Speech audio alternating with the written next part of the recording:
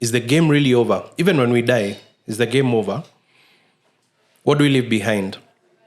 Earlier before the podcast, I was telling you this example that Calestous would have a slide where he'd have a zebra on a motorbike speeding across the savannah, which is very counterintuitive. You'll think of a zebra carrying a motorbike on its back, maybe somebody leading it. Yeah. But the other way around implies the zebra has actually learned. Yeah. And from when I first met Calestous, late Prof. Juma, through his writings in The Nation, I was living in Chicago at that time.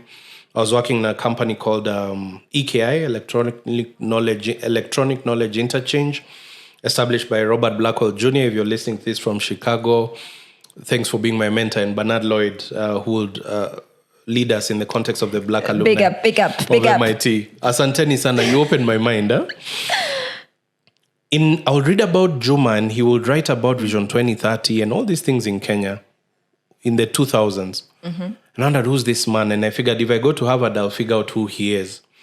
And I got my recommendations. I got one from Larry Bakau, who at MIT was one of my key inspirations, and Mwalimu Haemba, Christopher Haemba, who runs Nova Pioneer. He was our deputy master at that point at Alliance. Mm-hmm. And when I got to the US and met Juma had a very simple way of hobnobbing with the high and mighty in the world. But he had a simple way of remaining rooted and working with what he had. Even when things were tough, Juma will just plow ahead.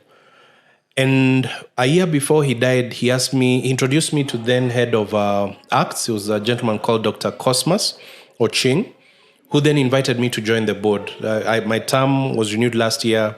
I'm now in my 8th year on the board. My 3rd term, typically we have 2 terms, 3 years each. And at that point, I didn't realize why he was asking me to join. It's because he knew he was going.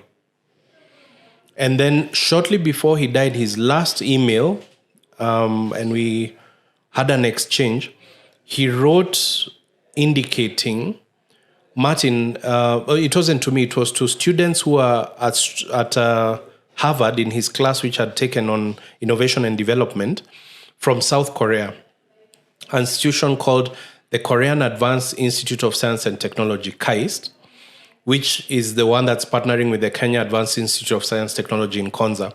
And he's writing to them, PhD students, thanks for being in my class.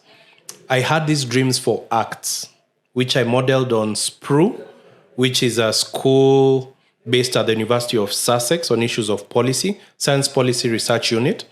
And he says, I had this dream for ACTS to be like SPRU, but somewhere along the way, the dream died.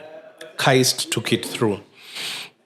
And so shortly after he passed on, the legacy he left for me is that even after he's gone, this dream he had of complex science and simple technology can still live on.